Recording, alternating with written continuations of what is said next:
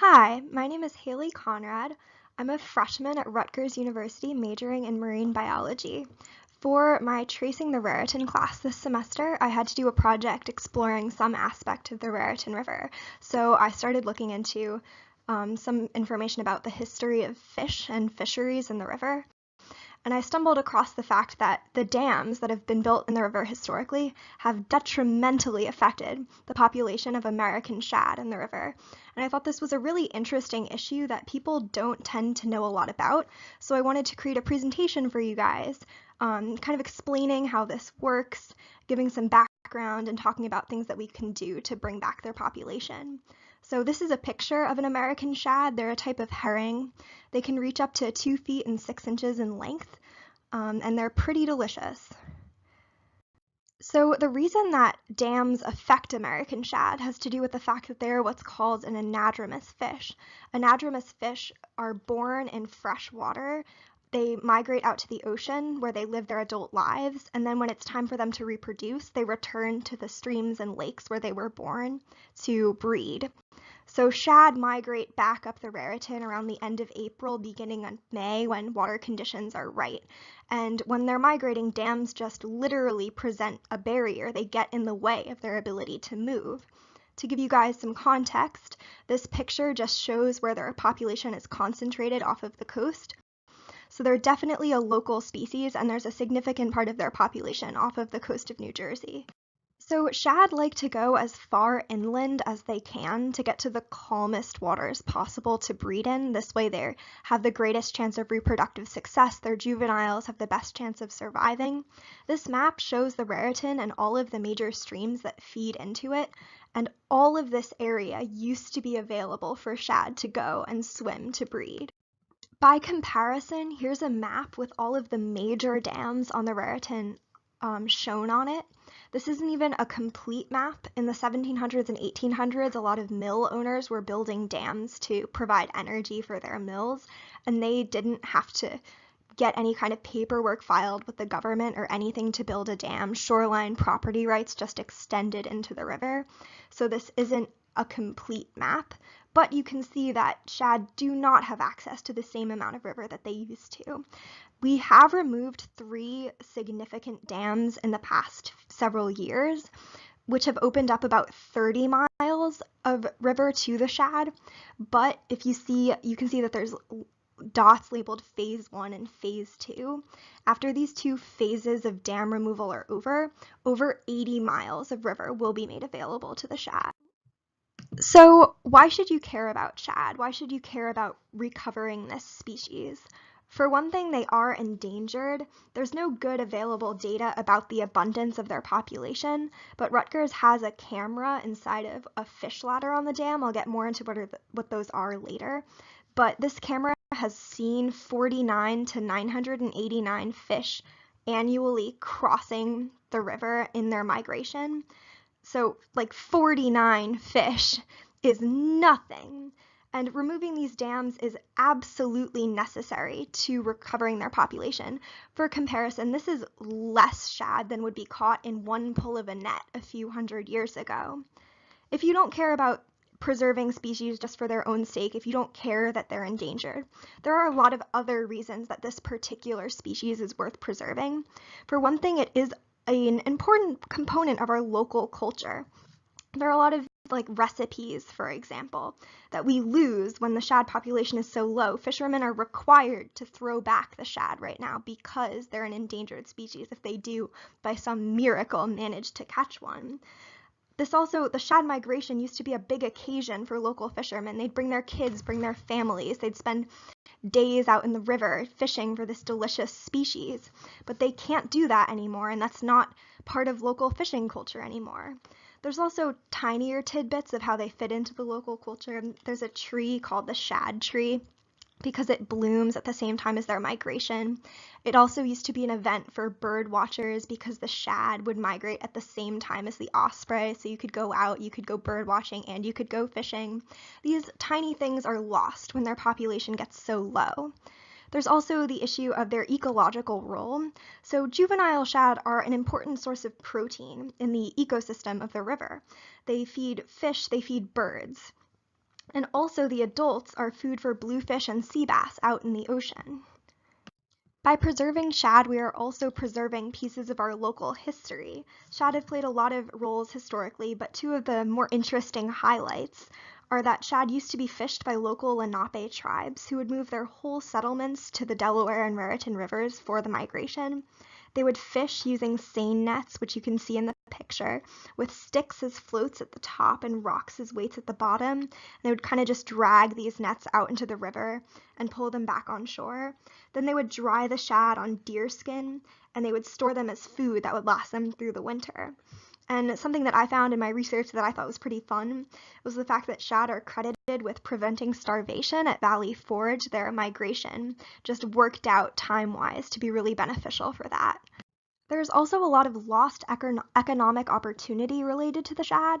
In the late 1700s and early 1800s, shad was one of the most lucrative of fisheries in America.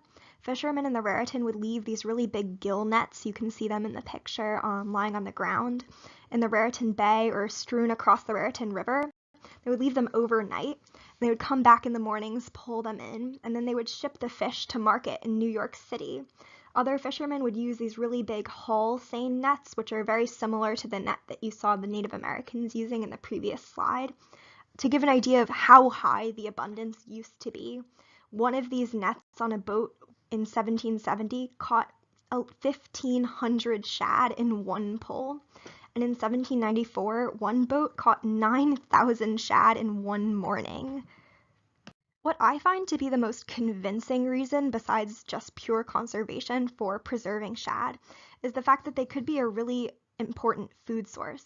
There are people who depend on the Raritan for a source of food.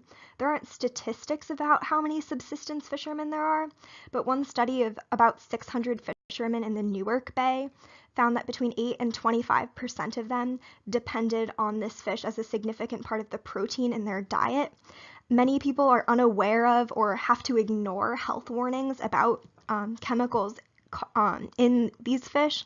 So there's a lot of history of industry along the river, which has led to PCBs and dioxins and mercury that get into the blood of these fish. So this diagram on the slide shows the health warnings for some species of fish in just one part of the river, just at the mouth where the bay is. There's more health warnings for every different part of the river all the way up to the headwaters. A lot of these fish you can only eat once per month, so one of these fish once per month. That's not a lot of food. But shad, since they spend most of their lives out in the ocean, don't have these chemicals built up in their tissues, which makes them a safer and healthier option for people to eat. So what's preventing us from just taking all these dams down? Why don't we just do this right now? So generally there's a lot of historic opposition to just removing dams, but none of that is super relevant to the Raritan. So out on the West Coast and in the Midwest, a lot of these dams are providing hydroelectric power or are creating vitally important reservoirs behind them of drinking water that people depend on. But that's not the case for the Raritan.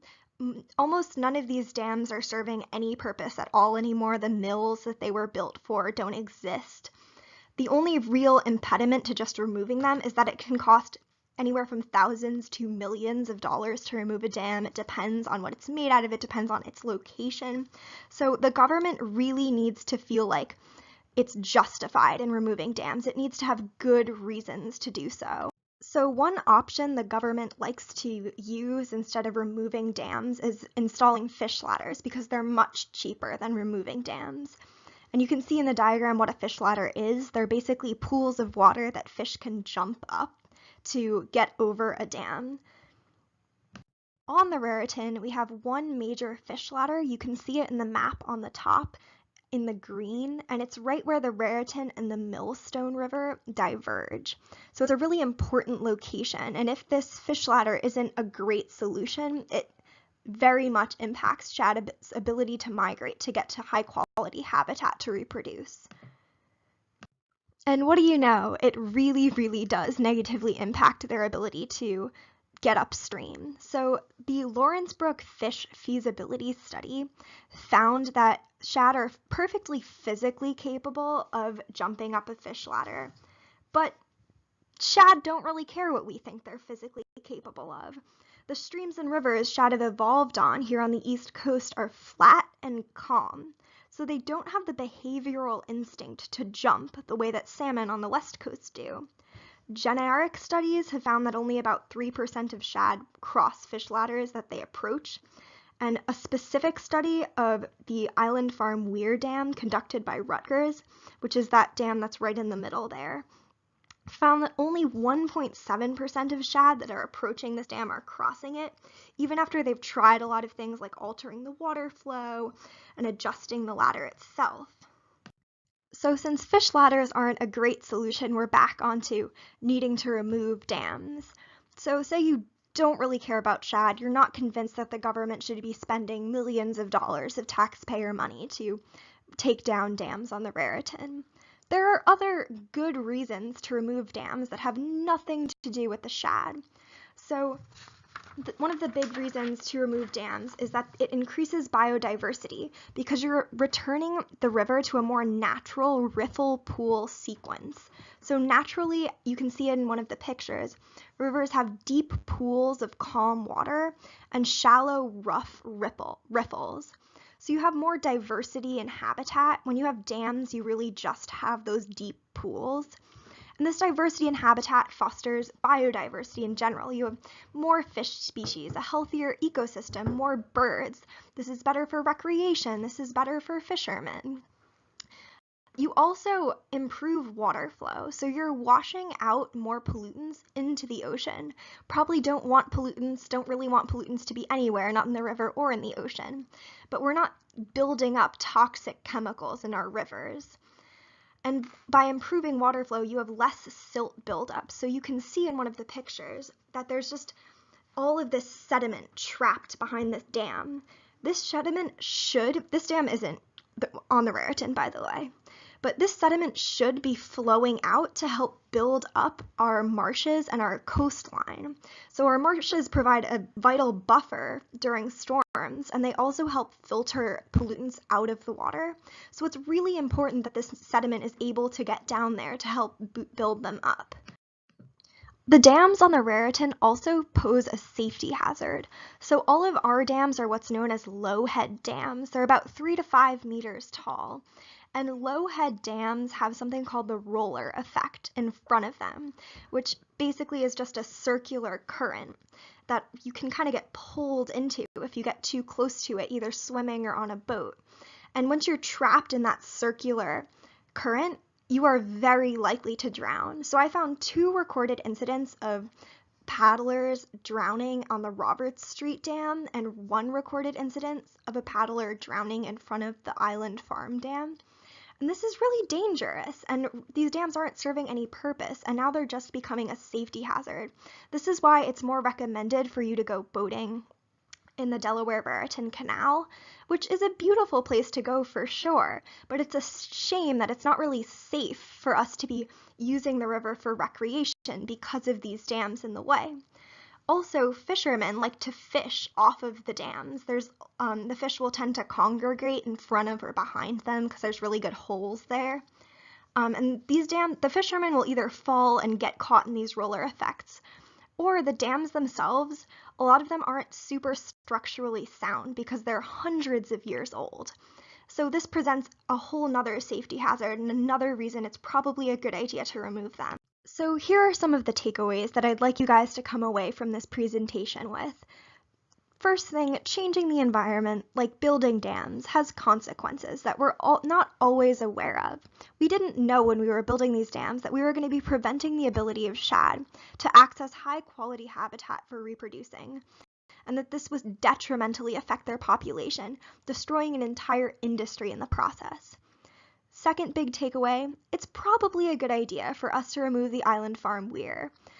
It's getting in the way, and only 1.7% of shad are crossing it. So even though it has a fish ladder, for shad in particular, this isn't a good option. Next thing, it's probably a good idea to support dam removals wherever they make sense. I'm not advocating for removing dams that secure water resources for us. I'm not saying take down water reservoirs to save some fish. But on the Raritan, where it's just an issue of spending some money, it's a good idea. So let's save the shad. They're cool. Dams hurt them. There's not really good reasons to keep these dams around. So let's take down the dams. So how can you as a viewer get involved to help get these dams removed? You can volunteer for organizations that work to improve the Raritan River, like the Lower Raritan Watershed Partnership, the Raritan Headwaters Association, the Upper Raritan Watershed Association. Or if you don't have the time or ability to commit to volunteering, just regularly checking their website for petitions and opportunities for public comment about dam removal projects. There was one opportunity for public comment that closed this December 16th for the planned removal of the Weston Mill Dam. So these opportunities do come about ever so often, and it's really important for our politicians to know that they have public support in spending money to remove dams. So in conclusion, thank you so much for listening, and let's save some fish together.